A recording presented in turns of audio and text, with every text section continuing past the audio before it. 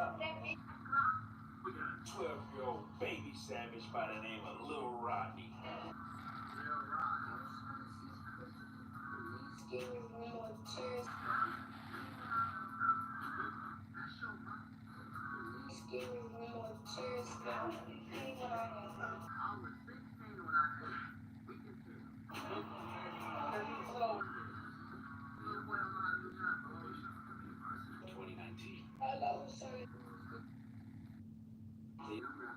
On probation for committing arson in 2019. Hey, bro. I don't know about y'all. Maybe y'all might have heard about this before. It's blowing my mind. I can't believe it. This might be some of the craziest we done watched 2025. On the brain. Hello, sir.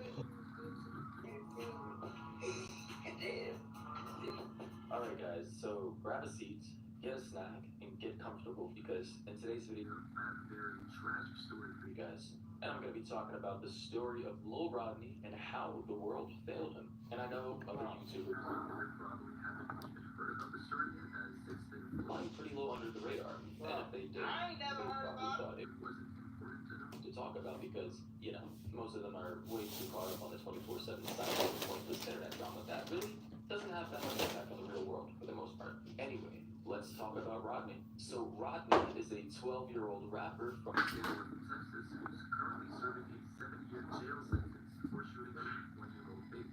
Yeah.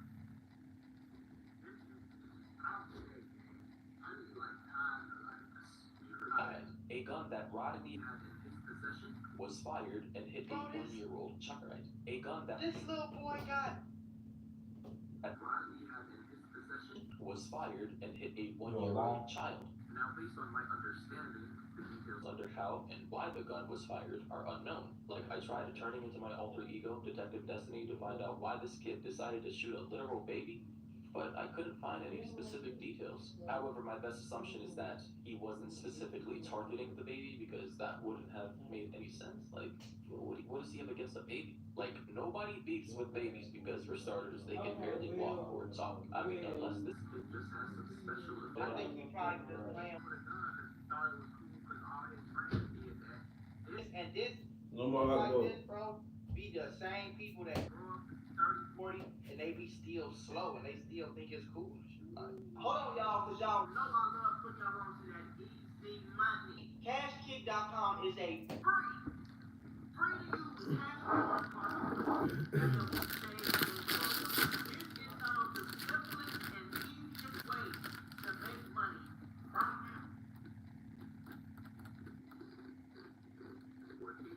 essentially just old people in baby form. The theory of him being out here in these streets targeting a baby out of revenge wouldn't make any sense. And the more likely scenario, though, is that he was playing with an illegal gun. Yep. You know, the gun went off by accident, and where unspecified direction, accident, a 1-year-old child who was passing by. However, according to an article from hotnewhiphop.com, it says a young aspiring rapper will spend 7 years behind bars after he was found guilty of shooting a 1-year-old child. Lil Rodney, also known as 30 Shots and Baby Savage, was just 11 years old when he reportedly shot the toddler. Rodney, from Fort Worth, Texas, had already been in trouble with the law in connection to an arson, so he was fitted with an ankle monitor. Bro, do you know what my mama would have did to me if I went to jail for arson? 10 years old and had an ankle monitor? Oh my God. Bro, my mama would have sent me to the food hall somewhere. I would have been the crazy house, son. You think my black mama was going to let go of my business?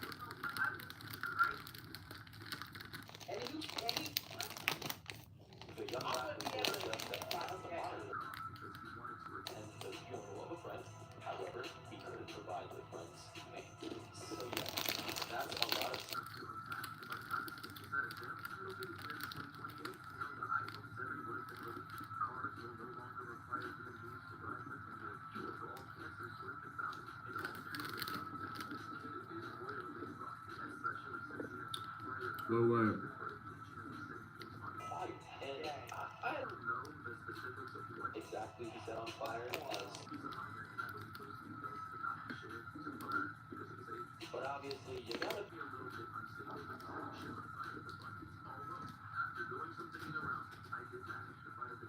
Either Lil Rodney or one of his associates, setting one of their friends who was speeding in his car.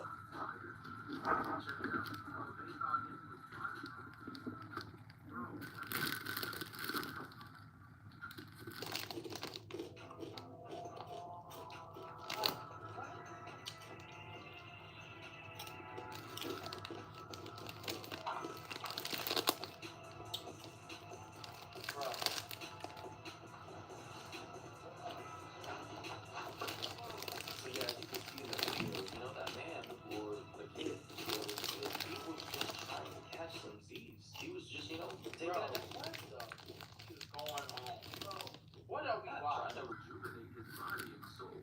And then you got these weirdos out here who are intentionally setting fire to his head. And I don't know how far that fire got, but it looked like it was burning right through the hood and straight to his hair. Like, my God, what in the...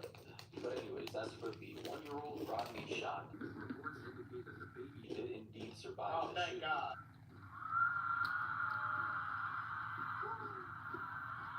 It says here in a report from JordanGirl.com, police allege Lil Rodney shot a 1-year-old baby after he cut off his ankle monitor, which he had to wear due to a previous arson charge. He cut off The baby again. miraculously survived. And luckily for Rodney, that kid survived because instead of getting out at 19, he would have been getting out of jail with a full head of gray hair and a full beard. Yeah, for Reports sure. say that he's also in a gang, the Crips, and goes by the name 30 Shots or Baby Savage. Oh my God. All right, so y'all know the Baby Savage, the 12-year-old Lil Rodney. The first I reported on, he pretty much was given an op of beats because his ops had dissed on an 8-game guy, J-Dub, Channel 5. But anyway, for his crimes, Rodney had to appear in court in front of a man named Judge Kim, who he's come across many times in the past before, and he had to hear how his future would be judged. You have the right to remain silent. You have the right to anything you say as intention cannot be used against you. Put it there, all right there. All right, so Rodney, you have familiar with each other. You are 11 years old. Wait a minute, yesterday was your birthday. Yes, sir. Now you're 12 years old. So, well, happy birthday. I'm sorry you had to spend it here at the detention facility. All right, so you were here for your probation for arson. That is from 2019. I ain't gonna lie, bro. Recently, I let you go. You come in and out. I've always let you go because you're so young. I mean, you're 11 years old. Hey, I didn't man. want to keep an 11-year-old in here. Now, there is definitely a new charge that was filed really back in April. That's the one where you shot the 1-year-old? Did you spend 6 years later? The 1-year-old did? Yes. Okay. Well, she's on probation for arson. He's accused of shooting a baby. Do you think so? You think, okay, he did all that before he was 11 years old. What is the chances of, do you really think he finna go do 7 years in prison? In a juvenile prison, you think he gonna come out, he gonna be fighting, he gonna be sneaking, he gonna be crazy, he gonna be locked up, all that time? You think he gonna come back and be a regular? Hell no. Years old, and he's smoking weed. Yes, sir. Okay. All right. So, Mr. Moore, what should I do at this point? Where am I at? I was trying to see, could you at least give me one more chance and then see if this time I mess up, you should hold me for some months. Some months is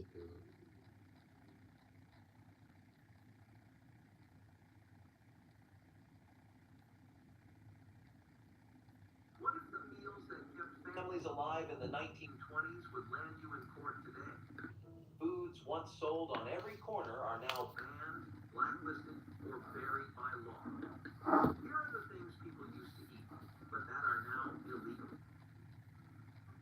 Back in the early 20th century, the booming fascination with science collided with marketing hype in a way that made radioactive elements seem like miracle ingredients.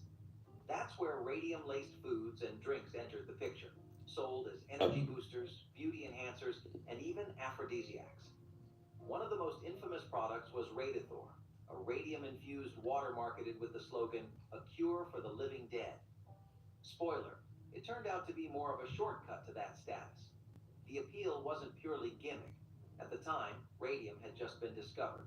and its glow symbolized cutting-edge health and vitality. In an age without the FDA as we know it today, regulation was minimal, and faith in science in a bottle ran high. Wealthy elites and athletes alike were sipping this glowing concoction with total confidence. Radium was often added to water, toothpaste, chocolate, and even butter. No, this wasn't some fringe trend. Radium enhanced products were sold in department stores and pharmacies, treated as high end health aids. The tragic irony? Prolonged exposure led to radiation sickness, anemia, and horrific jaw decay, as seen in the now famous case of industrialist Evan Byers, who died after drinking over 1,000 bottles of Radithor. Damn. Long before anti smoking campaigns and warning labels, marketing departments had a different idea: get them while they're young. That's how cigarette infused candy found its way into the hands and mouths of kids across America in the 1920s. These weren't just sweets shaped like cigarettes. Some early versions actually contained traces of tobacco or nicotine flavoring, all wrapped in packaging that mimicked the real deal. The concept wasn't satire, it was strategy. Candy companies and tobacco brands knew what they were doing, and no one was really stopping them. These candies were made from sugar, corn syrup, and powdered flavoring, often chalky in texture, with one end dyed red to resemble a lit tip. Children would mimic adults, puffing pretend smoke before biting into the stick. It wasn't just play, it was training. Some brands even advertised the experience as just like dad's. There wasn't a national outcry until the 1950s when public health data began linking smoking to cancer. Over time, more pediatricians and policymakers raised alarms about these candies normalizing smoking habits. Before refrigeration was common and safety standards were strictly enforced, many American households poured their milk straight from the cow to the table. No pasteurization, no problem. Known today as raw milk, this unprocessed version was a staple in the 1920s, particularly in rural communities. It wasn't a trendy health choice back then, it was what was available, affordable, and often the only option. Families typically kept a cow on the property or bought fresh milk directly from local dairies. It was strained to remove visible debris, cooled if possible, and consumed quickly to prevent spoilage. In theory, it was wholesome and nutrient rich. In practice, it could also be a bacterial time bomb. Tuberculosis, brucellosis, and typhoid were just a few of the diseases linked to raw milk during the early 20th century. The turning point came with the rise of urban populations, where large scale distribution increased the risks of contamination. Pasteurization, feeding milk to kill harmful pathogens, was introduced not for flavor, but for survival.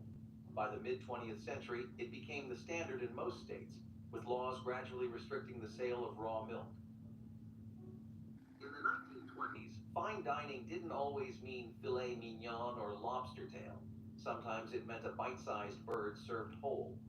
Among the more unusual delicacies of the era was fried canary, along with other small songbirds like larks and finches. These tiny creatures were plucked, seasoned, and often pan fried or roasted with herbs, then served in one piece, bones, beak, and all. The dish wasn't born of extravagance alone. In parts of Europe and among immigrant communities in America, small birds had long been a source of inexpensive protein. Preparation varied slightly by region, but the general method was simple. The bird was quickly cleaned, often singed over flame to remove feathers, and flash fried until crispy. Diners would consume the entire bird in a few bites. In some circles, the experience was considered both culinary and cultural, a nod to old world traditions. However, as bird populations began to decline and awareness of wildlife preservation grew, the tide turned. The Migratory Bird Treaty Act of 1918, strengthened in later decades, made it illegal to hunt or sell most native songbirds. Conservation replaced cuisine as the priority, and what was once an edible novelty became a symbol of overindulgence at nature's expense. Elegant dinner parties in the early 20th century often featured a dish that would be unthinkable on modern menus: canned sea turtle. Prized for its rich, tender meat, sea turtle was considered a luxury item, not just in the United States, but throughout Europe. Turtle soup, especially made from green sea turtles, was a favorite among the elite. And by the 1920s, commercial you didn't need to live near the coast or rifle one yourself. You could simply order a tin through a catalog or find it in upscale grocers. The meat was typically simmered into a thick soup or stew, often with sherry, vegetables, and spices. Some recipes called for mock turtle alternatives, using calf's head, but the real thing was the gold standard. In fact, sea turtle was so valued that it became a diplomatic dish served at presidential banquets and state dinners. The demand, however, outpaced the supply. By mid-century, overhunting and habitat loss drove several sea turtle species toward extinction. International protections eventually made harvesting or selling sea turtles and their meat illegal in most of the world. In the smoky cafes of Paris and the tucked-away speakeasies of New York, a vivid green spirit earned both fame and infamy. Absinthe, the original form. Known as the Green Fairy, this potent liquor wasn't just a drink, it was a ritual. Traditionally prepared by slowly dripping ice-cold water over a sugar cube balanced on a slotted spoon, the absinthe would cloud into a pale, opalescent swirl. To fans of the 1920s, this was sophistication in the glass. The main ingredients, wormwood, anise, and fennel, weren't the issue. It was thujo, a chemical compound found in wormwood that stirred the controversy. Accusations flew that absinthe caused hallucinations, madness, and moral decay. The drink became a scapegoat for everything from artistic eccentricity to violent crime. One Swiss man famously blamed it for murdering his entire family, which helped fuel a global ban. Absinthe had become deeply embedded in European and American culture, particularly among writers, painters, and bohemians. But by the 1910s and 20s, bans spread like wildfire. The U.S. followed suit in 1912, nearly a decade before Prohibition, citing health concerns and public pressure. Hidden beneath a linen napkin and centuries of controversy, was quietly devoured. Ortolan bunting. This tiny songbird, no bigger than a thumb, was considered a delicacy among French gourmets, and even found its way to American fine dining circles in the early 20th century. It wasn't necessity that put ortolan on the table. It was indulgence, pure and simple. Traditionally, the bird was captured at night using nets, then fattened in darkness, often with millet and figs. It was drowned in Armagnac, roasted whole, and served intact, bones, beak, and all. Diners would cover their heads with a napkin while eating, supposedly to trap the aroma, though critics argued it was really to hide the act from God, or perhaps from dinner companions with less adventurous appetites. By the late 20th century, the ortolan population had sharply declined due to overhunting and habitat loss. France eventually banned its commercial sale in 1999 under pressure from environmentalists and the European Union. Today, catching or consuming the bird can carry heavy penalties, although black market dinners have reportedly continued in secret. In high-end banquets and wedding halls of the early 20th century, few dishes signaled wealth and prestige quite like shark fin soup. Imported from China and served in upscale restaurants from San Francisco to New York, it was a luxury that symbolized success, not sustenance. At the time, Americans were embracing international cuisines, and shark fin quickly became a showpiece in fine dining circles, especially in cities with large Chinese communities. The preparation was meticulous. The fins were dried, cleaned, and soaked for hours before being simmered in a rich broth, often with chicken, ham, or mushrooms to boost the flavor. Because here's the kicker: shark fin itself is nearly tasteless. What it brought to the dish was texture, not taste, along with a tradition that dated back centuries in Chinese imperial kitchens. But as demand rose, the supply chain took a dark turn. The practice of shark finning, removing the fins and discarding the rest of the shark at sea, drew global outrage. Entire species faced population collapse, and the ecological consequences became impossible to ignore. In response, states like California, New York, and Hawaii enacted bans on shark fin sales. joining a growing list of countries with similar laws. Among frontier communities, trappers, and even clergy, there was once a meal so prized that it earned a place at both survival camps and religious feasts: beaver tail. Not to be confused with the fried pastry of the same name. The real deal was a fatty, leathery delicacy enjoyed especially during harsh winters. It was rich in calories, high in oil content, and, according to those who ate it, surprisingly flavorful once properly prepared.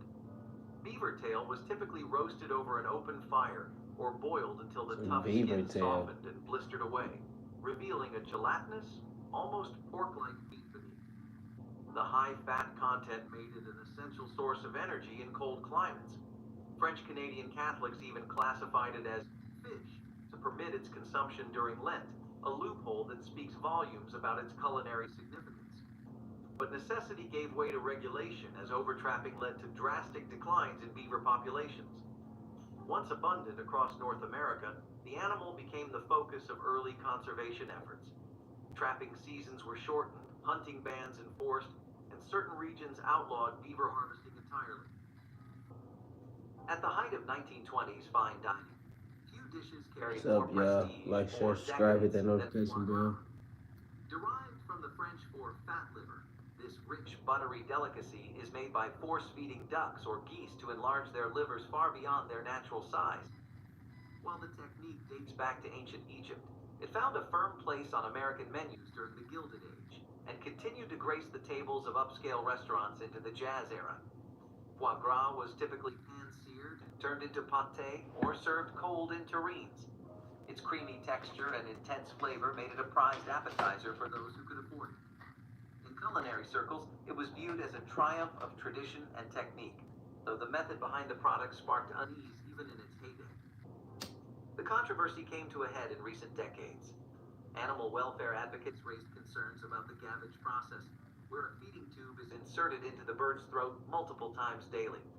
Several studies and undercover investigations led to public backlash and political action.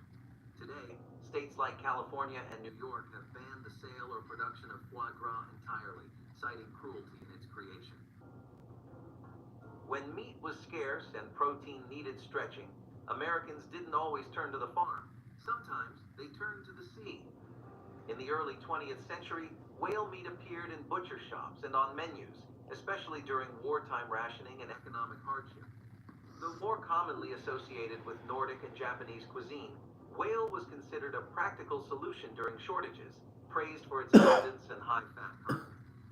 The meat, often compared to beef but with a distinctly fishy undertone, was typically boiled, stewed, or ground into patties. It was even served in school cafeterias during World War II. Whale burgers? Anyone? Though not a hit with every palate, it was affordable, filling, and, at the time, seen as a reasonable use of natural resources. But necessity collided with consequence. Industrial whaling operations grew, and so did the toll on global whale populations. What the fucky? By the mid-1900s, What the fucky? many species What the were fucky? facing near extinction. International pressure mounted, and by the 1980s, the International Whaling Commission implemented a moratorium on commercial whaling. In the U.S., the Marine Mammal Protection Act of 1972 made it illegal to hunt, sell, or consume whale meat, with very limited exceptions for indigenous communities. At one time, if you strolled through a diner in the Midwest or passed by a county fair in Indiana, you might have found a regional favorite that's nearly disappeared from American plates: brain sandwiches. Typically made with calf or pig brains, this dish was born from necessity. Every part of the animal was used, and nothing was wasted. Brains, though delicate, were considered a delicacy by many working-class families, especially in areas shaped by German-American culinary traditions. The preparation was as straightforward as it was bold. Brains were soaked, sliced, Where they eating dredged in brains flour or of cornmeal, cows. then pan-fried until crispy on the outside and tender within. Served between slices of white bread or on a hamburger bun, often with mustard or onions, the brain sandwich offered both protein and pride in thriftiness. For decades, it was a staple in certain regions. But in the 1990s, concern over bovine spongiform encephalopathy, better known as mad cow disease, changed the conversation. Though most U.S. cases involved older cattle, federal regulations tightened, and the use of brain tissue in human food was heavily restricted or banned. In rural America during the 1920s, protein didn't always come shrink-wrapped from a supermarket. It often came from the woods, freshly hunted and dressed at home. Wild game meats like squirrel, raccoon, possum, rabbit, and even bear were regular fare for families living off the land. There was no USDA inspection, no commercial processing, just whatever the rifle or trap delivered. You don't want wasn't that? exotic, it was dinner. Preparation varied widely. Squirrel was commonly stewed, raccoon roasted low and slow to cut the gaminess, and rabbit often fried or simmered in gravy. Recipes passed down through generations reflected regional tastes and the practical need to make the most of every bite. In many places, wild game wasn't just tradition. It was survival during lean times, especially through the Great Depression. As food safety standards developed and wildlife populations began to suffer under unregulated hunting, change became necessary. By the mid-20th century, laws were introduced to control hunting seasons, limit game harvests, and prohibit the sale of uninspected wild meat. Today, it's illegal in most states to sell wild game harvested by individuals, even if the animal was legally hunted. When Scandinavian immigrants brought their culinary traditions to the American Midwest, they didn't leave their lie behind. One of the most divisive dishes to survive the journey was lutefisk, a gelatinous preparation of dried whitefish, typically cod, reconstituted in water, then soaked in a lye solution until the texture resembled something between fish and jelly. In the 1920s, it wasn't just a holiday tradition. It was a symbol of cultural identity and resourcefulness. The process was intense. After drying and curing, the fish was submerged in cold water, then bathed in lye. Yes, the same caustic chemical used in soap making. Once the lye rendered the flesh soft and translucent, it had to be soaked again, often for days, to remove any remaining toxicity. Done right, the final product was gently baked or steamed and served with butter, cream sauce, or, if you were lucky, a stiff drink to chase it down. The trouble came with consistency. Home cooks sometimes used industrial-grade lye, unaware of its dangers. With no regulation, food safety varied wildly. Eventually, concerns about caustic burns and chemical contamination led the FDA to restrict food-grade lye use and require careful handling in commercial settings. In farm kitchens across 1920s America, no part of the animal was wasted, not even the blood. That's how pig's blood soup, also known in some communities as dinuguan or black soup, found its way to the table. For immigrant families from Eastern Europe, Asia, and the American South, it wasn't just a cultural carryover, it was a matter of thrift and survival. When you raised and butchered your own hogs, making use of the blood wasn't unusual. It was expected. Typically prepared by simmering fresh pig's blood with vinegar, garlic, onions, and various seasonings, the soup thickened as it cooked and developed a rich, earthy flavor. Some recipes added offal or meat chunks for texture. Served over rice or bread, it was hearty, filling, and undeniably efficient. The key ingredient, however, had to be handled with precision. Blood spoils fast, and mishandling could lead to serious health risks. By the mid-20th century, food safety regulations began tightening. The USDA and state health departments introduced rules requiring blood to be collected, stored, and processed under strict conditions, requirements that many home kitchens simply couldn't meet. As a result, selling or serving pig's blood dishes became illegal in certain states, particularly where raw blood couldn't be guaranteed safe. On Burns Night or at a Scottish family gathering, it wasn't unusual to see guests passing around a steaming oatmeal-stuffed sheep's stomach, proudly known as haggis. This traditional dish, born of necessity and full respect for the animal, was celebrated by immigrants in early 20th century America, especially in communities determined to keep their culinary roots alive. In the 1920s, authentic haggis was both accessible and uncontroversial, often made right at home. The classic preparation called for finely minced sheep liver, heart, and lungs mixed with oats, sweet, onions, and spices. The mixture was stuffed into a sheep's stomach for hours. It was a dense, savory pudding served with potatoes and turnips, a dish praised more for heritage than presentation. In Scotland, it's a national treasure. In the US, it became a legal target. The issue? The lungs. Under USDA regulations introduced in 1971, sheep lungs are banned for human consumption in the United States due to concerns over potential contamination during slaughter. In the early 20th century, before the FDA had teeth and when labels made promises without proof, Americans sipped on something they believed could cure fatigue, liven the complexion, and boost vitality: arsenic-containing tonic waters. Though it sounds like the setup to a murder mystery, these tonics were widely sold and consumed by both men and women as part of daily health routines. At the time, arsenic was considered a therapeutic agent in small doses and was even prescribed by physicians to treat everything from anemia to syphilis. The most popular of these concoctions were sold under names like Fowler's Solution or Donovan's Solution, often mixed into water or other beverages. Some over-the-counter tonic waters marketed to the public even contained trace amounts of arsenic compounds, advertised as skin enhancers or appetite stimulants. A little poison, they claimed, was just what the body needed to feel more alive. The problem wasn't immediate toxicity, it was long-term exposure. Chronic arsenic ingestion led to symptoms ranging from skin lesions and organ damage to cancer. By the 1940s, the medical community began to understand the cumulative dangers, and public health agencies moved to ban its use in food and drink. At a time when tonic could mean anything from herbal relief to high-voltage pick-me-up, one particular elixir promised to energize the weary and stimulate the nerves: strychnine tonic.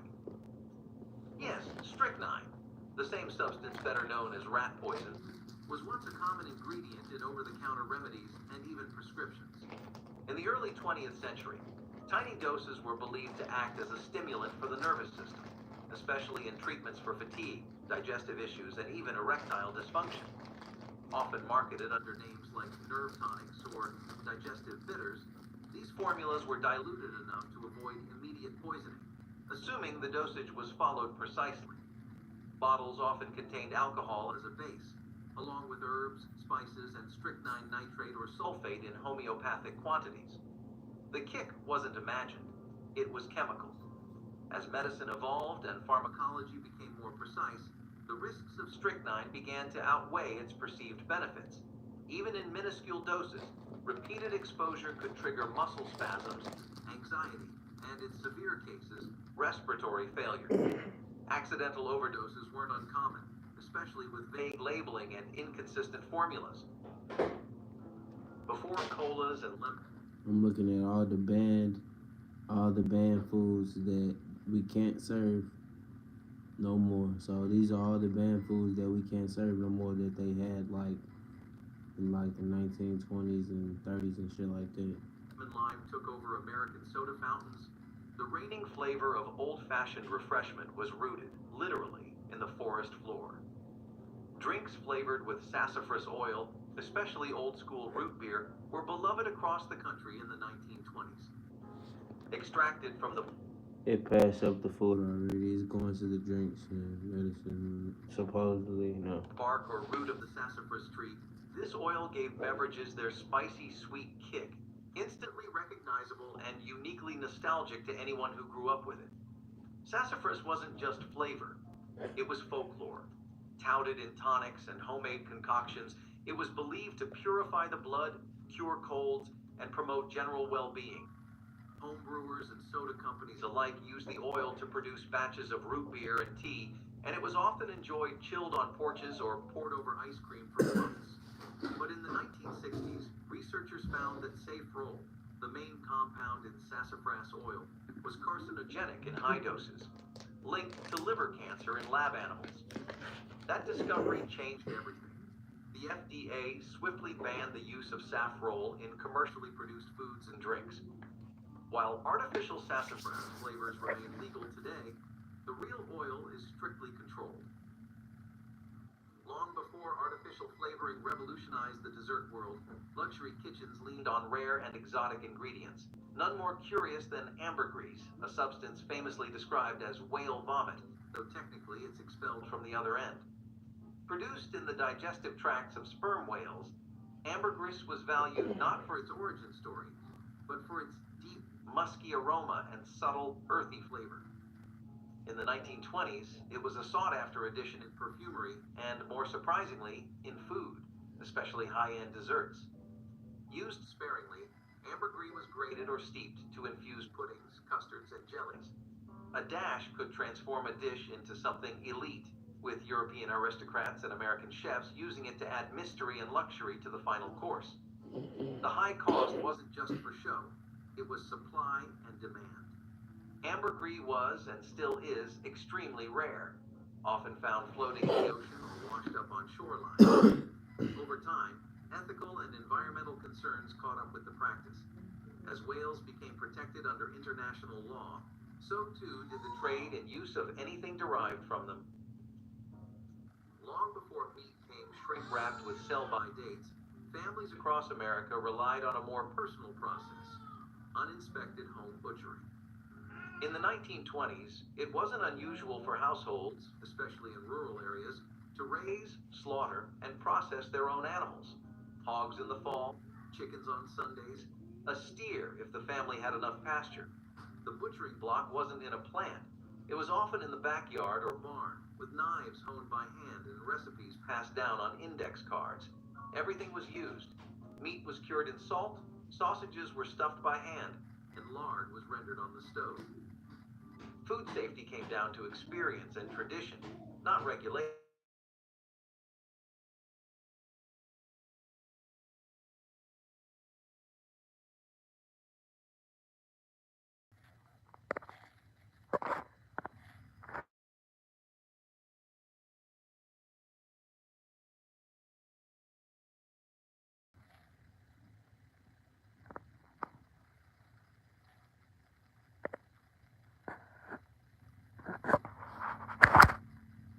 And by the stove, and found its way into nearly every meal of the day. This wasn't indulgence, it was efficiency. Lard was inexpensive, shelf-stable, and readily available from home-raised hogs. Frying in it gave food a golden crunch unmatched by modern oils. Cooks didn't think twice about deep-frying donuts, potatoes, or even bread and lard. It was Grandma's secret weapon and the reason your biscuits tasted better than anything at the store. But by the mid-20th century, health science began catching up. Lard was high in saturated fat, and by the 1970s, the rise of vegetable shortening and concerns about heart disease pushed it out of mainstream kitchens. The final blow came when many commercial lard products were hydrogenated, introducing trans fats. Those in turn became heavily regulated or banned. In the backwoods, basements, and barns of 1920s America, the sound of bubbling copper stills was almost as common as church bells on Sunday. Homemade moonshine, illicit, unaged whiskey, wasn't just a rebellious pastime during Prohibition. It was often used for food preservation, flavoring, or trading when money was tight. With store-bought liquor banned and economic uncertainty looming, rural communities leaned into centuries-old distilling techniques to make spirits that ranged from barely drinkable to downright dangerous. Using cornmeal, sugar, water, and yeast, moonshiners crafted high-proof alcohol through fermentation and distillation, often with improvised equipment. Beyond its use as a stiff drink, moonshine found its way into cooking, infusing pies, cakes, sauces, and even cough remedies. It was flavor, fuel, and sometimes currency. But the same batch that could warm your chest might also burn your esophagus. Lacking regulation, homemade moonshine was notorious for contamination, sometimes containing methanol or lead from faulty stills. Health risks, along with its untaxed status, led federal and state governments to crack down hard. Centuries before protein bars lined supermarket shelves, indigenous peoples across North America had already perfected a high-energy, long-lasting survival food, pemmican. By the 1920s, settlers, trappers, and homesteaders had adopted the tradition, particularly in frontier regions where refrigeration was non-existent and calories were harder. Made with rendered fats, pemmican was portable, shelf-stable, and astonishingly dense in nutrition. The process began with drying meat over smoke or sun, then pounding it into a fine powder. Melted fat was mixed in, binding the ingredients into a paste or pressed into cakes. When done correctly, pemmican could last for months or even years without spoiling. Hunters packed it for long trips, and families relied on it during harsh winters when fresh meat wasn't available. A single handful could keep you going all day. Think of it as the original energy bar with a wild twist. But modern health codes don't see it quite that way. Because it's made with wild, uninspected meat, traditional pemmican is illegal to sell in most states. The USDA restricts the sale of meat products not processed in certified facilities, even if the preparation method is time-tested. When dairy was scarce or too expensive, Americans turned to alternatives, some of which, in hindsight, should have come with a warning label. In the 1920s, butter substitutes with harmful additives were widely used across homes and institutions. Margarine, the most common replacement, wasn't the smooth, heart-conscious spread we know today. Early formulations often included questionable ingredients such as whale oil, cottonseed oil, or artificial dyes, some of which contained toxic compounds like lead or aniline derivatives to mimic butter's golden hue. Necessity made it popular.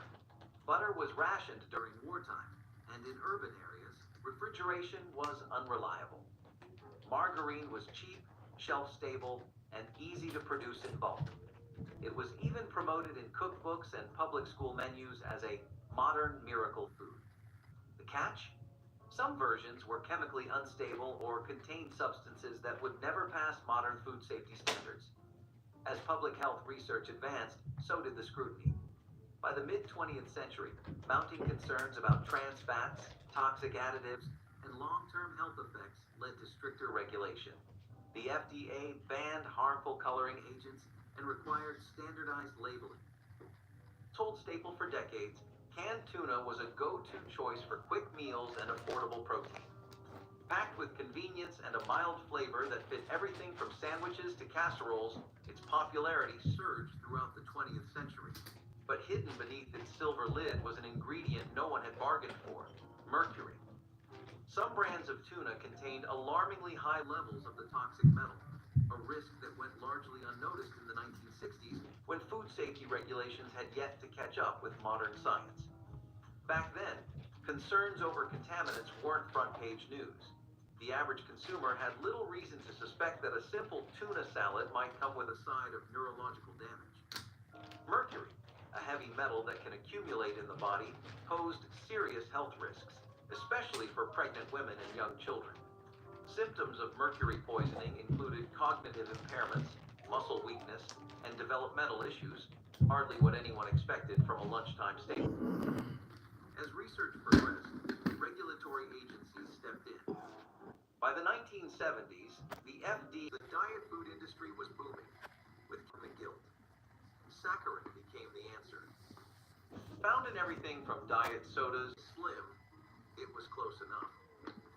Saccharin had actually been around since the late 1800s, but it wasn't until the mid-20th century that it took over the diet market.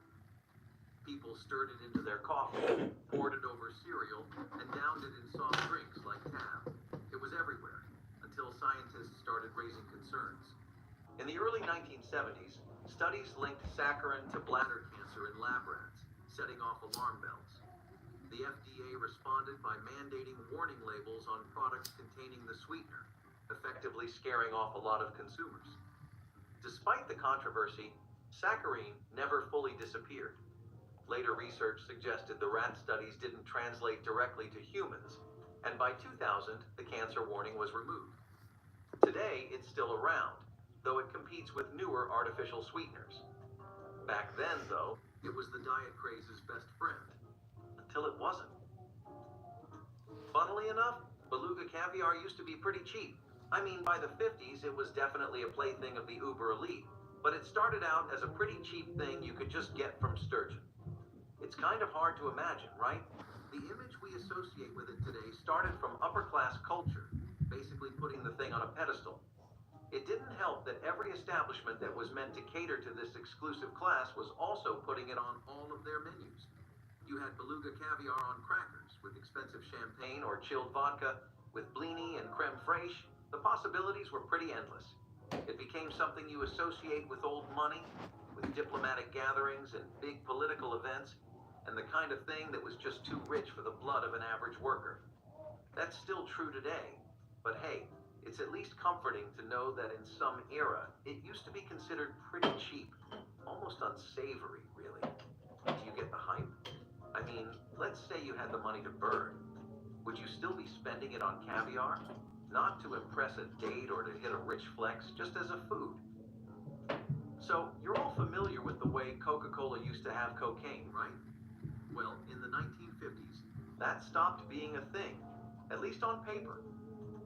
While city rats today might prompt a frantic call to pest control, desperate times during the Great Depression transformed these rodents from street menace to last resort protein. Eating rat meat wasn't common practice, but urban families facing starvation did indeed resort to capturing and cooking these widely detested animals. Rat meat required meticulous cleaning, soaking in brine or vinegar, and thorough cooking at high temperatures, usually roasted or simmered into stews heavily seasoned to disguise its origins. Historical accounts indicate that rat dinners emerged mostly from extreme necessity rather than culinary experimentation, with some cooks humorously admitting the biggest challenge was convincing diners it tasted almost like rabbit, provided they didn't think too hard about it. Naturally, health concerns arose from consuming urban rodents, notorious carriers of disease. Think plague and leptospirosis, conditions more serious than indigestion after Thanksgiving dinner. These legitimate dangers pushed health authorities to unequivocally declare rat meat illegal and unsafe, permanently closing down any possibility of a rat roast revival. Modern laws reflect clear public health priorities, strictly forbidding consumption of rodents, classifying them as dangerous vermin rather than viable food sources. By the 1980s, salmon wasn't just a high-end delicacy. It was quickly becoming an everyday dinner option. Thanks to the rise of farmed salmon, grocery stores could offer it at lower prices, and restaurants could serve it year-round. But beneath the pink fillets and fancy plating, the industry was facing serious problems.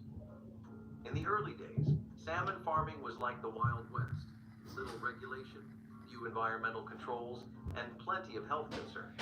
The biggest issue was overcrowding. Early salmon farms packed fish into small enclosures, creating the perfect breeding ground for parasites and disease. To keep infections under control, farmers turned to antibiotics and chemical treatments, some of which later raised concerns about contamination. Meanwhile, all they knew was that salmon had become more affordable and widely available. It wasn't until researchers started linking farmed salmon to higher levels of PCBs and other contaminants that public concern grew. By the 1990s and 2000s, governments stepped in, tightening regulations on antibiotics, feed quality, and farming conditions. Thanks. In the mid-20th century, the agricultural industry was on a mission to maximize production, and antibiotics played a key role in that effort. One in particular, chloramphenicol, became a popular choice for keeping livestock healthy and increasing meat yields. Farmers saw it as an efficient way to prevent infections in crowded conditions, while food producers benefited from higher output. For a time, it seemed like a win-win, until scientists uncovered the serious health risks lurking beneath the surface.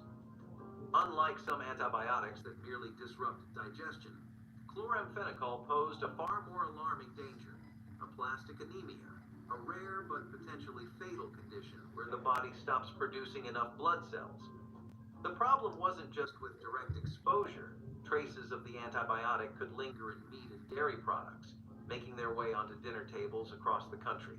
Consumers had no way of knowing that their Sunday roast might come with a side of medical complications. As evidence mounted, regulators took action. By the 1980s, chloramphenicol was banned in food production in many countries, including the United States. Today, strict testing ensures that no remnants make it into the food supply. For much of American history, wild game meat wasn't just for hunters. It was for sale. In rural areas, local butchers and roadside markets offered everything from venison to wild rabbit, often sourced straight from the woods. No USDA inspections, no government oversight, just the trust that if a guy in town sold it, it was good. And for many, it was. Fresh, lean, and often cheaper than store-bought beef, wild game was a practical option, especially when grocery store prices climbed. It was prepared just like any other meat. Venison roasts, rabbit stews, fried squirrel, whatever was available, people knew how to cook it. Some families had a deep knowledge of butchering and preserving, passed down for generations. But the problem wasn't always in how it was cooked. It was what might be lurking in the meat before it ever hit the pan. With no inspections, there was no way to guarantee wild game was free from disease, parasites, or contamination. By the late 20th century, regulations cracked down, requiring all commercially sold meat to go through USDA inspection. While personal hunting remains legal, selling wild red dye number 2, or otherwise known as amaranth, was actually one of the most popular artificial food colorings ever produced.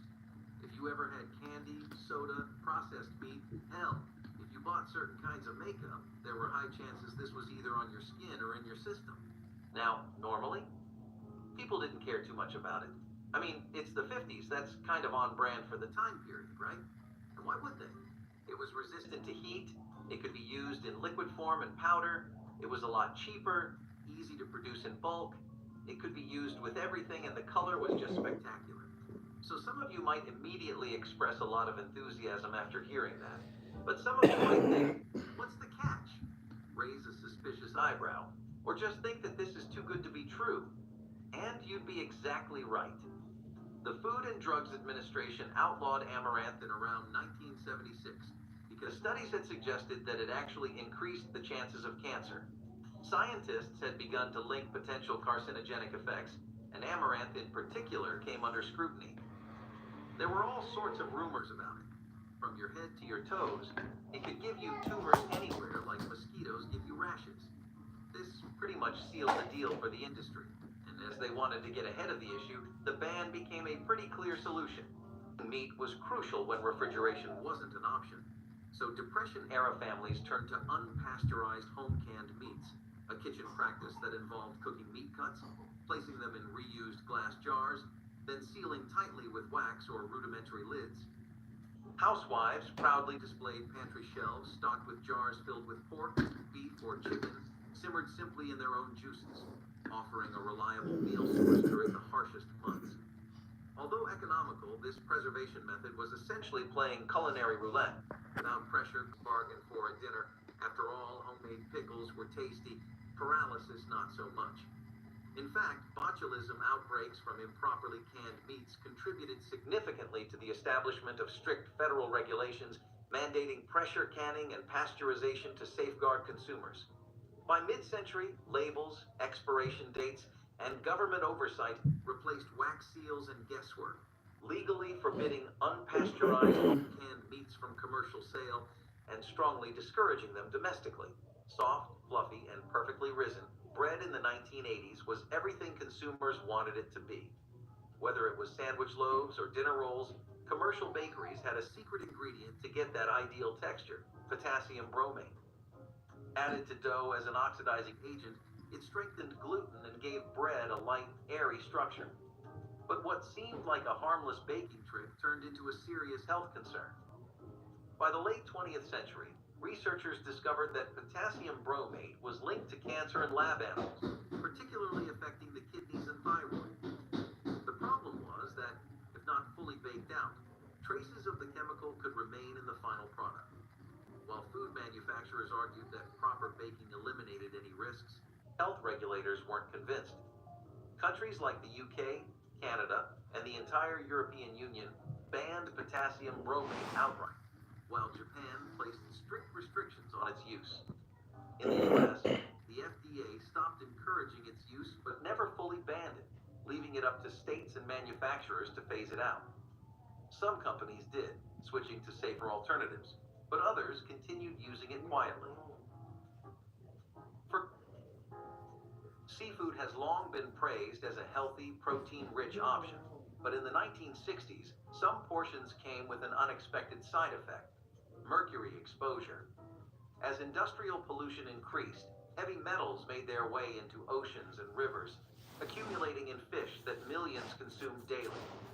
At the time, awareness of mercury's dangers was limited, and food regulations had yet to impose strict monitoring. Consumers enjoyed their seafood dinners unaware that certain species carried levels of the toxic element high enough to pose serious health risks. Mercury is particularly insidious because it builds up in the body over time. While a single meal wouldn't cause immediate harm, consistent exposure could lead to neurological damage, developmental issues in children, and even kidney failure. Pregnant women were at the highest risk, as mercury could interfere with fetal brain development. Yet, in the mid-century push for convenience and affordability, few questioned what lurked beneath the surface of their favorite fish dishes. It wasn't until the 1970s, after growing scientific research and public outcry, that regulatory agencies like the FDA established strict mercury limits in seafood. In the 1970s, lighting up a cigarette at the dinner table wasn't just allowed, it was expected.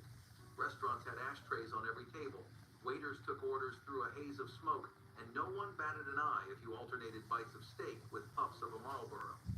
Whether at home, in a diner, or even on an airplane, smoking while eating was just part of the culture.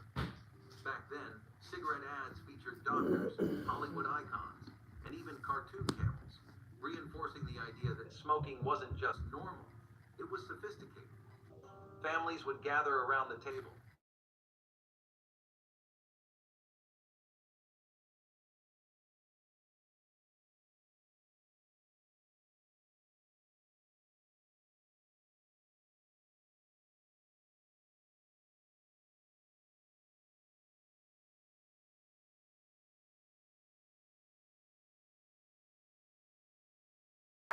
Why?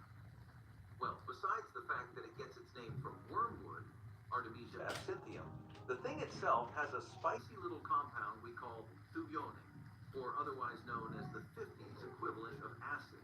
Except we're not talking about a nice little trip with your friends and your sunset lamp psychedelic playlist. This time, we're talking about cases of epilepsy, insanity, and aggression in users.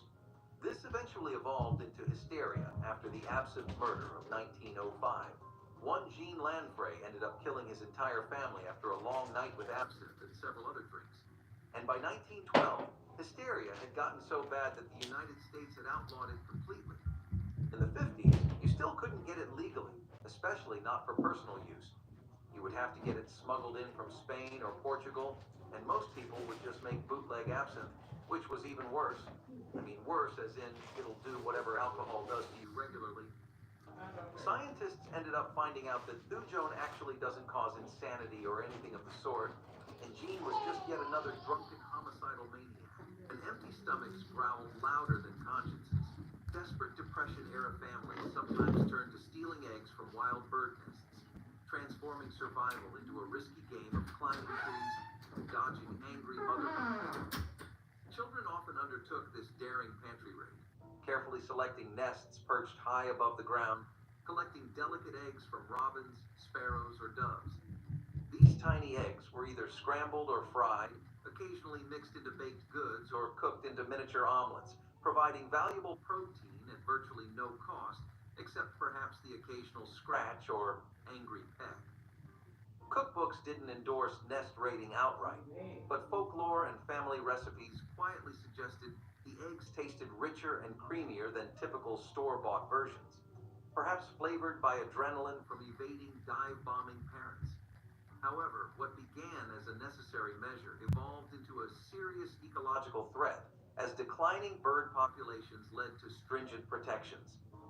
Under today's strict wildlife conservation laws, specifically the Migratory Bird Treaty Act, stealing wild eggs is explicitly illegal, punishable by substantial fines or even imprisonment. Few foods capture the nostalgia of childhood quite like a bowl of wobbly neon-colored gelatin. Whether layered in a church potluck dish or molded into some questionable 80s creation, Jell-O was an undeniable staple of American households. It was cheap, easy to make, and came in colors that didn't exist in nature: literally. The vibrant hues that made Jell-O so iconic came from artificial food dyes, some of which were later linked to health risks. Red number 3, for example, was widely used in gelatin products before studies connected it to thyroid tumors in lab animals. Yellow number 5 and blue number 1, both common in Jell-O, were also scrutinized for potential behavioral effects in children. While food manufacturers insisted these dyes were safe in small amounts, consumer advocacy groups weren't convinced. By the 1990s and 2000s, some countries, including parts of Europe, began banning or restricting certain artificial colors. In the US, the FDA placed stricter regulations on labeling, and some brands voluntarily reformulated their products. Despite concerns, Jell-O remained a household favorite, proving that nothing, not even a little controversy, could shake its place in American kitchens. Of all the risky delicacies in food history, few come with stakes as high as canned pufferfish. Revered for its delicate taste, yet feared for its lethal potential, this fish contains tetrodotoxin, a neurotoxin so potent that a dose smaller than a pinhead can cause paralysis and death. Today, only highly trained chefs are allowed to prepare it, but in the past, access was far less controlled. In unregulated markets, improperly prepared fugu was available in cans, turning a simple meal into a gamble with survival. The appeal of fugu wasn't just about flavor, it was about thrill. For some, eating it was a status symbol, a culinary daredevil act that proved one's bravery. But unlike most food-related risks, this one didn't end with an upset stomach. There's no antidote for tetrodotoxin, meaning a mistake in preparation could be fatal. Yet, regulations in the 1960s weren't nearly as strict as they are today, and canned versions were sold in some markets without the careful oversight now required. As reports of poisoning surfaced, authorities clamped down. Many countries banned unregulated fish, limiting its preparation to certified chefs. Grocery shopping in the 1970s came with a little more mystery than most people realized, especially at the butcher counter. While shoppers expected to get ground beef, hot dogs, or sausage, what they didn't always know was that those meats often contained organ meats like heart, waste not, want not. Organ meats had been a staple in traditional cooking for centuries. They were nutrient dense, packed with iron and vitamins, and most importantly, cheap. For meat processors, using every part of the animal made economic sense. Instead of tossing organ cuts aside, they were mixed into processed meats to add volume and keep costs down. Some people had no issue with it. After all, dishes like liver and onions were common. But others had no idea what they were eating. By the late 20th century, food regulations tightened, and full disclosure became mandatory. Labels had to clearly state what was inside, and consumers got a better understanding of what was actually in their meat. Lead-soldered canned foods were actually a lot more common than you would think. I mean, leading just is a bad idea, but I'm going to give them the benefit of the doubt and say that they didn't know what they were doing back then. It was a pretty unrecognized public health risk. Canning technology was definitely picking up speed, but the deep nitty-gritty effects of all this modernization were still subjects that were being studied. Lead-based soldering was unfortunately too common before all of this advancement, and it was extremely common throughout military rationing. Now, modern industries use welded seam canning, but most cans had been sealed with lead because it was really easy to work with. Making sure that the can was as airtight as it could be, it was very resistant to corrosion, and it had a very long shelf life. The issue happens when, well, literally anything unexpected occurs. Say you're just chatting away with your wife while you unpack the groceries and get them ready for the shelf, and you just happen to drop a can. Happens to the best of us, right? Well, let's say the interior was damaged because the big bad fall actually hurt the can. Now you have your food in contact with lead. Let's say it wasn't your fault at all. It was just soldered improperly. In the humid summers of the South and Midwest during the Depression, resourceful cooks dipped ladles into bubbling pots filled with a delicacy now hidden behind a shield of wildlife protections: wild turtle soup made from snapping turtles. Highly regarded for its supposed medicinal properties, this dish combined turtle meat with vegetables and spices in a slow-cooked broth. sometimes enriched with sherry, giving it a sophisticated flair despite its humble swamp origins. Catching snapping turtles required skill and caution. These prehistoric-looking creatures packed jaws powerful enough to snap broom handles, making dinner prep almost as dangerous as it was economical. Cookbooks of the era suggested that turtle meat contained 7 distinct flavors, though skeptical diners joked it tasted mostly like swamp chicken. Overhunting and declining populations eventually forced state governments to step in, enacting strict laws and bans protecting snapping turtles from commercial harvest. Today, turtle trapping is highly regulated or illegal altogether in several states, particularly where species are considered endangered or threatened. For decades, canned fruit was a kitchen staple. Canned peaches in particular were a favorite, whether spooned over ice cream, baked into cobblers, or eaten straight from the can. But in the 1980s, these That sugary, shit tastes syrupy weird, I treats ain't were gonna lie. sometimes packed with more than just fruit. They also contained traces of lead, thanks to the cans they were stored in. Before modern packaging regulations, many food cans were sealed with lead-based solder, a practice that had been around for decades. While this worked well for durability, it created a serious health risk.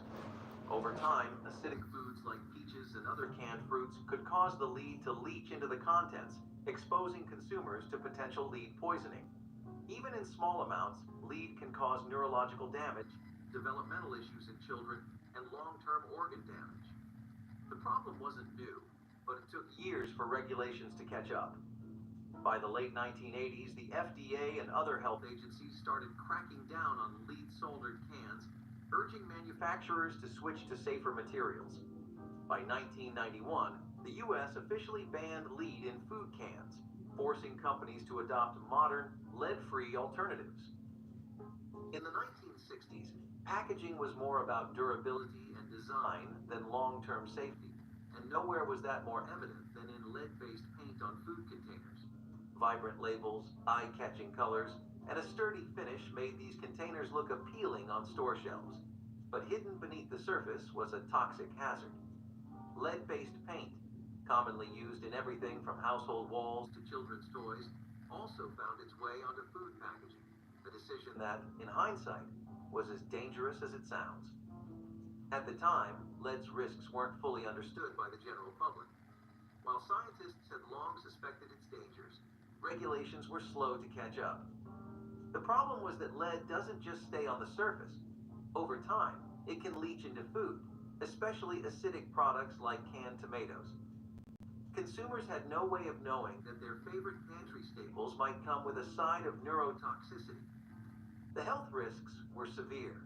Chronic exposure to lead can cause developmental issues in children, memory problems in adults, and even organ failure in extreme cases.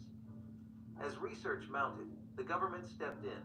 By the late 1970s, lead-based paints were banned from food-related products. If you enjoyed this video, make sure to like and subscribe to the channel. Don't forget Pretty to let good us know video, I which ain't one gonna of lie. these meals shocked you the most. Pretty good video, I ain't gonna lie.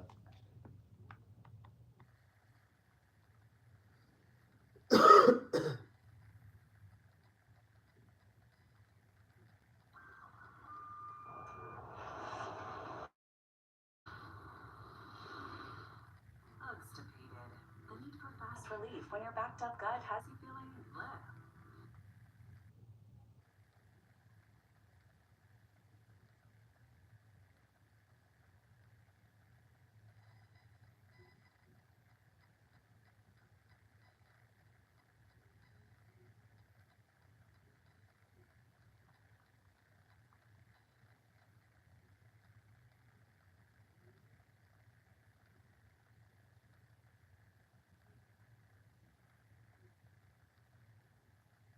Yeah, man, shout out Retro Super Villain, but I don't know what's wrong with his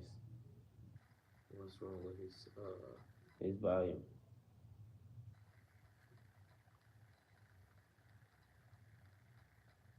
People have eaten whatever they could find to survive, but some of history's most ingenious meals have been completely forgotten, while others were so bizarre they deserve a second look.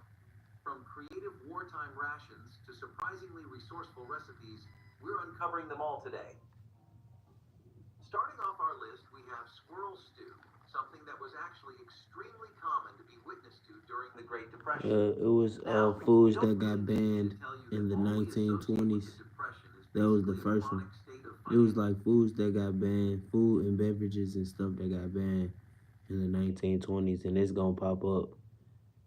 And then this video is 25 forgotten poor man meals no one makes anymore. And the person that does it, that page that it's on is Vintage Lifestyle USA. And he got like a flag on his profile. Back to the video. Like, share, subscribe though. Sabrina. What you might not know is that people reacted to the circumstances they were PT in by picking up some interesting skills. And among berries, mushrooms, and wild game, people also began to hunt for squirrels. Yep, all those post-apocalyptic thrillers got something right. In times of dire need and stress, people definitely do turn to squirrels.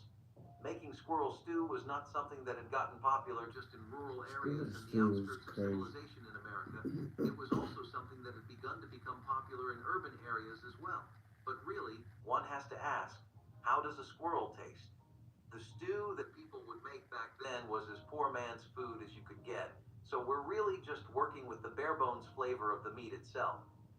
Most people describe squirrel meat as being mild, salty, and tender, but not overly gamey, so I think as far as taste goes, it passes. Now, I'm not really too sure what you've heard about hardtack, but as far as do-it-yourself crackers go, this one is pretty hard to beat. Take some water, salt, and flour, which people have been finding substitutes for since my great-grandmother was alive, and just a little bit of patience, and you can make a pretty long-lasting cracker. It's a wonder what a basic combination of pantry staples can do for you. This is something that's been common information among soldiers, sailors, vagabonds, and traveling nomads alike. Hardtack is something that has deep roots across most periods of American history, pre-modern times. One fine example of that is the Civil War, since it was something soldiers ate and relied on because it was so easy to carry around. One downside of it, though, was that it happened to be so hard that you had to pretty much soak it in something each time before you could take a bite, so they'd have to keep water handy. Another one was that they seemed to attract worms, but hey, for food that is probably actually worth less than some dirt, I think you can't really do much better than this. Now, hobo stew, on the other hand, was this Depression-era classic that every worker, farmer, and struggling citizen was well acquainted with. This one has the usual criminals, too. A bunch of vegetables that you barely foraged, scraps of meat you've been holding onto for weeks now, and whatever bits of canned goods you have left all put into a pot and roasted over a warm fire. It was something that emphasized not needing any fancy kitchen tools or appliances like a stove or oven. A lot of homeless culture was dependent on recipes like hobo stew, which could be made with pretty much anything. See, back then, they also used to keep fires going all the time to help shelter from the harsh temperatures. And nowadays, you have a lot of anti-homeless architecture, so it's not so common. But railway tracks used to be full of people cooking up this stew. Unemployed workers from the Depression, the Dust Bowl, and people struggling with the inflation from the war were all pretty familiar with it too. It's an easy stew that adapts to pretty much whatever you have in your bag. And the recipe is less fixed ingredients than just having a pot and some fire. Bread and drippings were pretty much the same. Food that you scraped together and barely assembled with whatever bits were available to call it a meal, or at least something that could resemble one. See, a lot of the names for these things like bread and drippings or hobo stew, they're just regional nicknames that manage to stick. The idea has been floating around across not just America, but a lot of parts of the world. This one typically did a bit better in Uncle Sam's backyard because it happened to rely on the old reliable, namely bacon grease, and as you know, we're nothing as a country if not a land full of people who have a deep-rooted appreciation for bacon. Plus, throw in some beef drippings, lard, or just a little bit of canned beef if you can spare it, and you have yourself a pretty decent meal. People coming back from a long day at the factory or laborers who were picking up work around town wherever they could would usually come back to this, and it was a pretty decent way to keep your wallet and your health in check.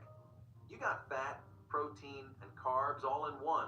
And there were worse in the name of preserving money than bread and some beef with a little bit of grease on it. You might be surprised to find out that some people actually put sugar in there, though, and some diners would serve a drippings toast with a bit of sugar on the side as a cheap breakfast. Apparently, it really took. Now, see, next to corn and bacon, you pretty much have potatoes as the only valid contender for being the nation's best friend as far as food is concerned. When haven't potatoes been there for us? And if you want to talk about how they help save money, let me introduce you to potato cakes, which were really just one of the best ways to repurpose leftovers that you could ever come across. The last thing you want to do when finances are running tight is be wasting food, right? Wasting any kind of bread, meat, curry, gravy, potatoes, anything? Well, not only were these bad boys ridiculously easy to grow just about everywhere across the nation, they also happen to be stupidly versatile and adaptable to your situation. Don't have an oven? No need. What people would do is take leftover mashed potatoes and just repurpose them by making potato patties and essentially just make pancakes out of them. They were served in diners, homes, restaurants, breakfast clubs, and a lot of other places as a really economical breakfast. You throw in some maple syrup and apple slices, and you have yourself a full meal, really. I'm really not overselling you on the whole versatility thing. Potatoes have a stacked resume, and I mean stacked. Boiled cabbage and potatoes was literally another commonly used way of repurposing potatoes or just making something out of a very limited supply of ingredients. Boiled cabbage and potatoes is one of the most fundamental and economical meals across all of American history, especially among people that come from humble backgrounds and tight-knit communities. It's a dish that consists entirely of potatoes and cabbages being boiled together with some added seasonings and fat, and in fact, most people would grow their own cabbage and potatoes even in cities thanks to things like victory gardens. If you did have that kind of convenience and you could manage to grow your own produce, Everybody, you could essentially like, share, subscribe. I'm looking up 25 forgotten poor man meals no one makes anymore. Tune in.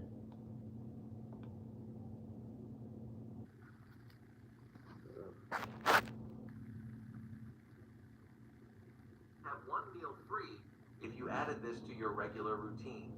Just a little bit of meat helped a lot with this as well. As if families could manage to afford some, they would usually throw in some ham hock, bacon, or pork for a little smidgen of flavor. It was still pretty good on its own, though. And it's something that lasted the populace for a good amount of time throughout both World Wars and the Depression. You know, they even used to use wilted cabbage for it, because the mentality back then was to waste absolutely nothing. Now, American goulash is a pretty decent distance away from the Hungarian counterpart, but it's at least something you can definitely rely on when you're in a bit of a tight pitch as far as money is concerned. It's this ultra cheap meal that can be made entirely in one pot, and it has some pretty basic stuff. This is definitely pushing the definition of what it means to be poor man's food, though, because let's be honest, who fits the definition of in poverty and has macaroni and ground beef lying around? I think this is more for middle class or working class households that manage to find themselves in the occasional tough spot. At least, that's how recent times would have you think of goulash. If you start going back far enough into our history, though, it makes sense why this was considered poor man's food. And it makes more sense when you consider that neither macaroni nor beef were even close to being financially stressful purchases. Hungarian goulash was a paprika-heavy beef stew, but the standards for what was considered an authentic rendition got looser over the years. It started to become known by different names, too. In the South, they called it slumgullion, and as people started to make it with canned ingredients, the original Hungarian roots got more and more diluted, while it became more and more affordable as a meal. Dandelion green salad is a classic example of how stressful situations can bring out skills you didn't know you had. Now, the practice of foraging is something that goes all the way back to early settlers and Appalachian families who were heavily dependent on what they could scrounge up in nature's backyard. If you went to Pennsylvania in the 50s, it was a pretty common salad there too. And dandelions actually used to be sold throughout the 20th century in a lot of supermarkets. So let's just say it's not too far off to say that this salad has been a mainstay. See, the thing about it is that it's pretty hard to beat. Dandelions aren't the kind of plant you really have to try to find. They're easily available, and you barely have to look further than your own backyard to find some. So that makes them free, easy to cook, easy to find, and not too bad to eat. Now, how do you really compete with that? As far as nutrition goes, this is a good example of a nepotistic baby. It takes just a little bit of vinegar, salt, and an egg to really make it look like you got some takeout too, when all you did was go plant picking for like 20 minutes. Cornbread and milk is pretty much what you would expect. Hey, let's say you want breakfast, and you really aren't feeling the typical routine of toast and some sugar. You want something sweeter, softer. Still have moderate to severe Crohn's disease symptoms after taking Humira or Remicade? Put them in check with Rinvoq, the first and only once daily pill. When symptoms try to take control, Rinvoq gave me rapid symptom relief and significantly reduced my fatigue. Check. When flares tried to slow me down, I got lasting remission with Rinvoq. Check. And many were in remission even at nearly 2 years. And Rinvoq helped visibly reduce damage of the intestinal lining. Check.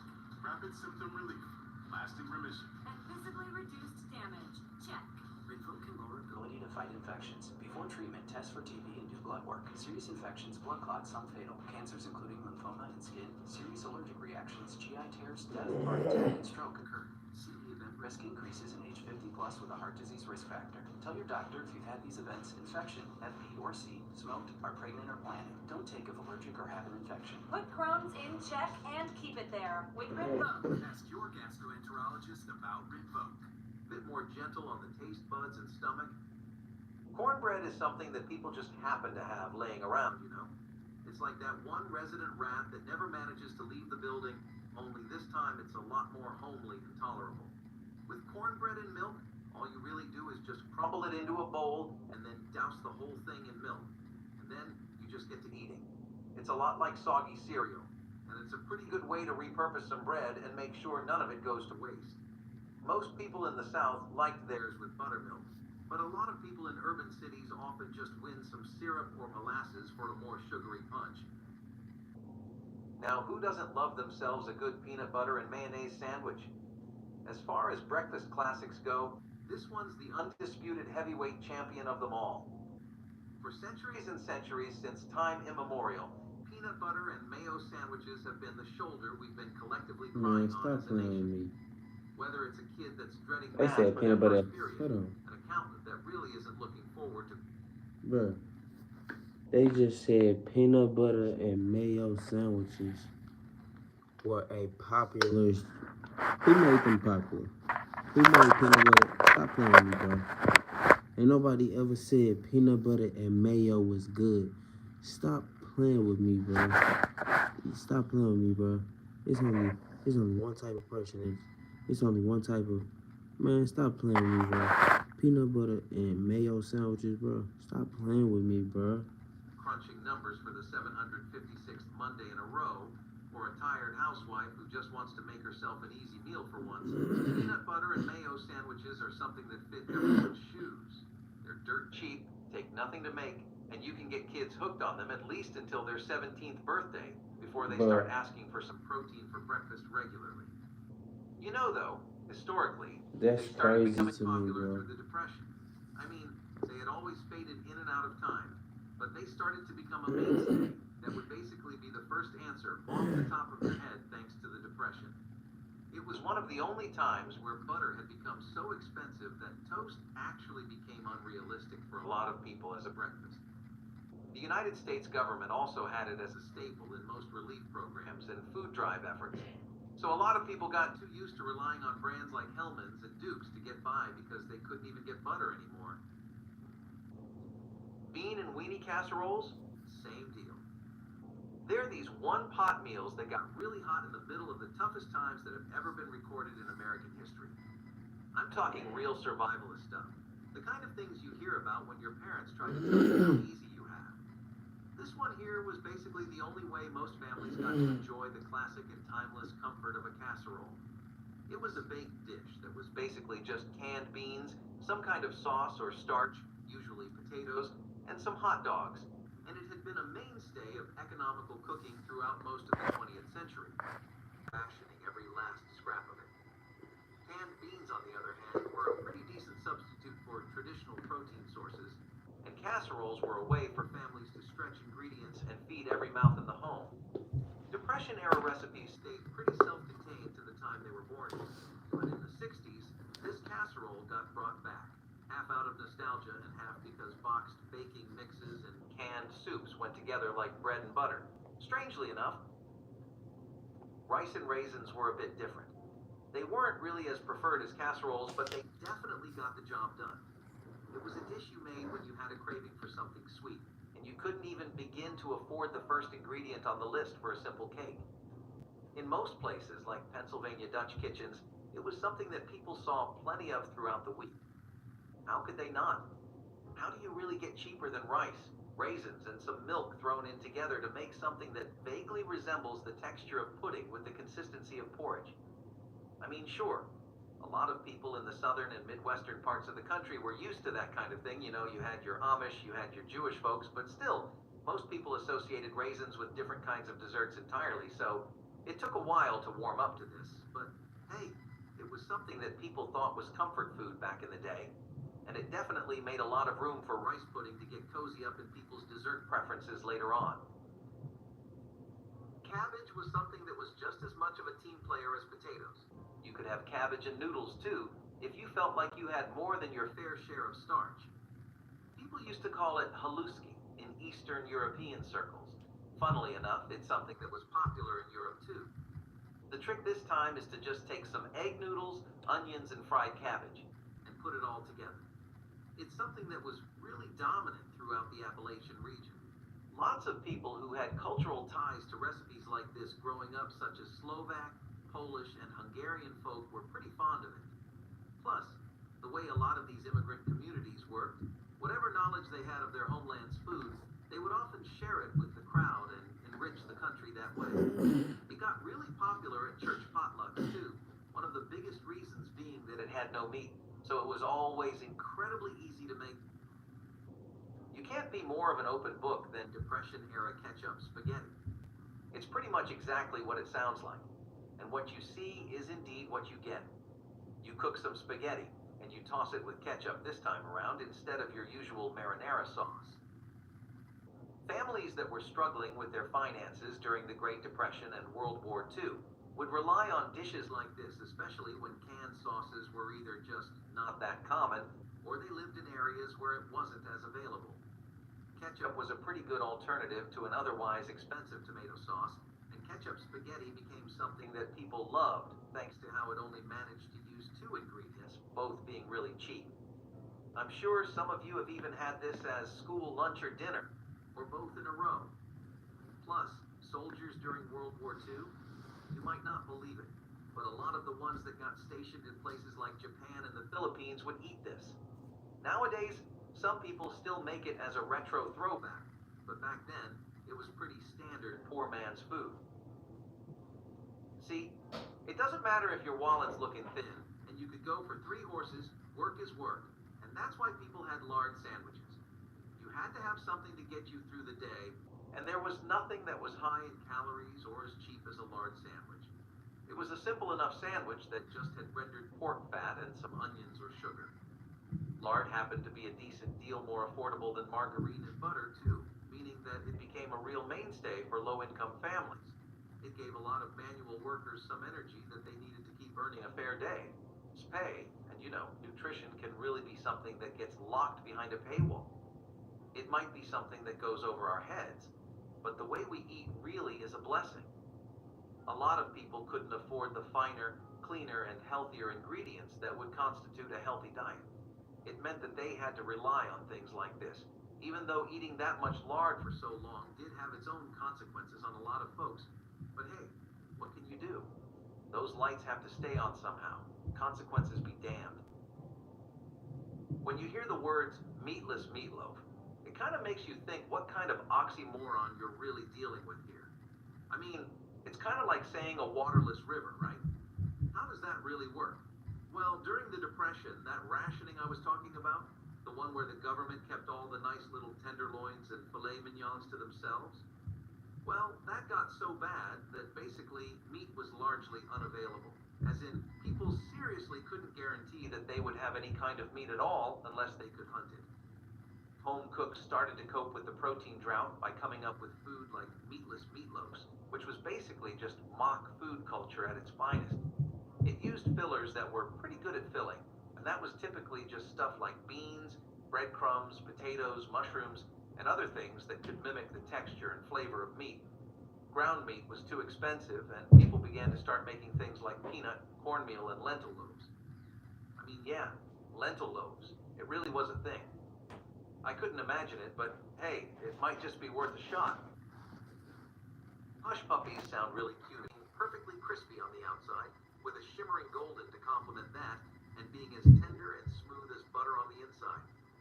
This is as much of a Southern classic as you'll ever find, so much so that I'm not really even sure how this ever went out of style. I know people in some corners of the South still make it, but it's definitely the one dish on the list that fits the bill the best. This is authentic poor man's food. Cornmeal was so inexpensive and available, especially in the South where most places sold wheat flour just for a few more cents. Hey, it may not seem like much, but adjusting for inflation, it would mean something to you too. Hush puppies were like anything else on this list. They made the best use of a lot of cheap ingredients that you could find in just about any grocery store. Frying a bit of all of those together and combining it into one singular dish meant that things like hush puppies were a great way to pass the days by. Lots of people have considered where these originated from. Some claim that Confederate soldiers active in the Civil War were responsible for popularizing fried cornmeal balls, whereas others claim that Cherokee and Creek tradition had references of similar corn cakes. Either way, these rocks. Shepherd's pie is one that needs no introduction. You've all seen those layers of ground meat and had enough of those vegetables to last you a lifetime. I don't need to give you the rundown on this. What I might need to tell you is that, strangely enough, this isn't an American original at all. In fact, it's something that was brought over to the country by Irish and English immigrants who had come and made their homes in New England, Pennsylvania, and other parts of the Midwest. During the Depression, immigrant communities like these became pillars of the country because they were sharing recipes like shepherd's pie, and many families actually weren't familiar with the dish at all. I know it seems like it has been around forever, but it took a while for it to have the reputation it does. People thought that the potential it had for being made with more fillers than meat meant that it could be a great pie to fall ABC on in tough times, and it made a return 30 years after the Depression too, when TV dinners made it a hot thing again. But it definitely wasn't considered poor man's food by then, nor is it considered that now. The shepherd's pie of those times looked drastically different than our own, and they took a lot less liberty with their ingredients too. I'm not really stopping the cabbage circus anytime soon, by the way. If you weren't tired of it before, I'll definitely test your patience with cabbage and bacon grease. Can you imagine what boiling cabbage and bacon grease is like? Because if not, I'm about to paint a very vivid picture. The texture of the bacon grease really solidifies the cabbage. What's usually a soft but crunchy vegetable that feels awfully light on the way down turns into an extra crispy, extra crumbly, deep-fried meal that pushes far above its God-given weight when it comes to how filling it is. Plus, bacon grease was free to a lot of people. It was just the byproduct of making bacon. And again, the mentality was to not waste anything, especially in times where terms like poor man's food were commonly being thrown around. It stretched a small head of cabbage into something that was somewhat fit to be a meal. So despite how it was lacking any real flavor profile or enjoyment, people sucked it up and ate it anyway. But out of all the cabbage recipes so far, this is one I can happily say good riddance to. Water pie. Yep, that's it. That's the whole thing. A pie actually made of water. No, it's not a crust filled with water that's been somehow baked to look like a pie. It's a Great Depression era recipe. Again, you'll find some real out-of-the-box, unorthodox stuff if you go through the Depression. This one really tested the limits even for that time period, which is saying something. Either way, water pie was really just a dish made out of sugar, flour, and butter, or butter substitutes and hot water. The idea was to make a pie that had a custard-like filling, and water was supposed to replace milk in the equation. You just took an unbaked pie crust, usually made with lard or some other shortening-based crust, and then poured in all the aforementioned pie ingredients and stirred it ever so gently. You'd bake it at the usual temperature, and voila, your water pie is essentially done. The reason it worked is because the flour worked as a thickener, giving it a pudding-like feel, but really, this was a pie in name more than it ever was in practice. Sugar sandwiches are also pretty on the nose. You take some white bread, you slap some sugar on it, or some margarine, lard, or butter, whatever you manage to have that day, and then you just eat. All the better if you can toast it up on a pan or an actual toaster, because then you really have yourself a decent sandwich. Now, none of that really sounds like a recipe or a meal you put effort into, right? But think for a second about what the category of food this video is about really entails. A lot of the times, people that were regularly having what could be considered poor man's food honestly didn't have enough to spare for an actual well-rounded meal, and hey, that's definitely no news to you. But what might be interesting is that the meal that took the most hits was always breakfast.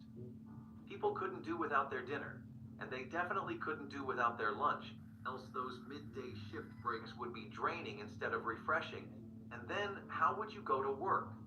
But see, breakfast. Now breakfast was something people could cut corners with. Still, folks tried what they could with sugar sandwiches. Couldn't always spice it up too much, but sometimes a little honey, a little jam, some cinnamon, it would go a long way to making things less boring. If you turn the page over to the soup side of things, you'll find that we have some pretty interesting specimens. One of those was cracker soup, or otherwise known as poor man's soup. And it was essentially just a no-nonsense dish that was made using hot water, butter, some pepper, bouillon if you could spare it, and some saltine crackers.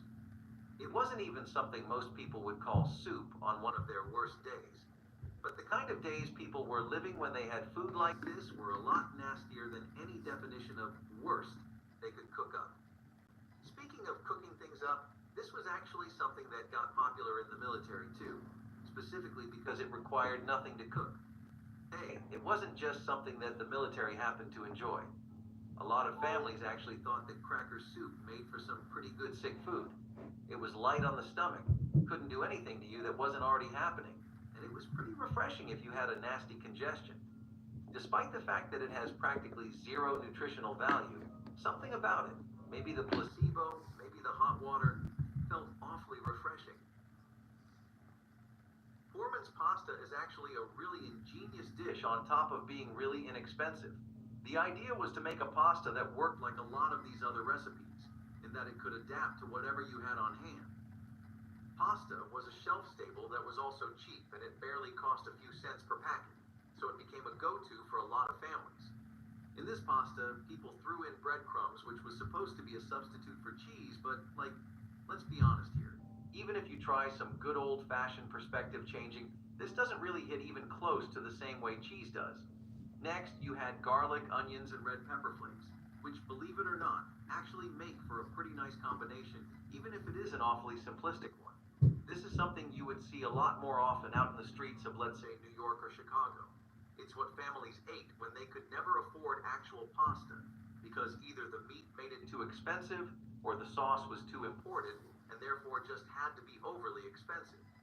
People don't really make this anymore because one of its biggest benefits, that it takes no time to make, is something you can easily find with pre-made pastas available in stores now, and those taste a lot better. It was still a good soldier for its time, though. Cornbread is a God's gift. You can spin it 1,000 different ways, and people will eat it up like it's God's last gift to Earth each time. It really just speaks to its own raw talent, honestly. One of the best pairings you had for it was cornbread with blackstrap molasses. This is a true Southern survival meal, and it makes ample use of everything you would find in the area. You might be wondering what's so different about these molasses that they deserve their own label. You see, blackstrap molasses are pretty much what happens as a side effect of sugar production, and sugar making is something the South is deeply acquainted with. Where does that leave us? With a lot of blackstrap molasses. Now, unlike cracker soup, this was a dish that actually had an incredible amount of nutrition for how bare bones it was. Molasses and cornbread have long been a tradition passed down by sharecroppers of all backgrounds across the country, but it was things like this that really solidified them as a crucial part of America's lore. People thought these were medicinal too. A lot of folks believed in the ability of these molasses to help prevent anemia, which I'm not too sure why, but maybe some of you with a more medical background can help me out with that one. It's not something you'd find today, but hey, I'm sure someone still makes it out of nostalgia. Rice and vinegar is a pretty low-cost meal that takes nothing and works to make rice a bit more interesting than it would be on its own. It's like Ted and Barney from How I Met Your Mother. One of them just works better when it has the other one to bounce off of, and we all know who Barney is here. Anyway, it's an idea that we pretty much got from Southeast Asian immigrants and people who were coming in from China and Japan. It was a lot more common for them to eat rice and just rice with nothing else as a full meal. Now, this was something that took Americans a lot of getting used to, but with enough vegetables left over, a wallet that's screaming bloody murder, and a stomach that's roaring even louder. Everyone's standards make room for the unfamiliar sooner or later. Vinegar pie is the rather odd dish on this list that proves that at times of desperation, anyone will eat anything. Vinegar pie started spreading infectiously out of states like Pennsylvania in the start of the 1930s, and tops even dandelion salad when it comes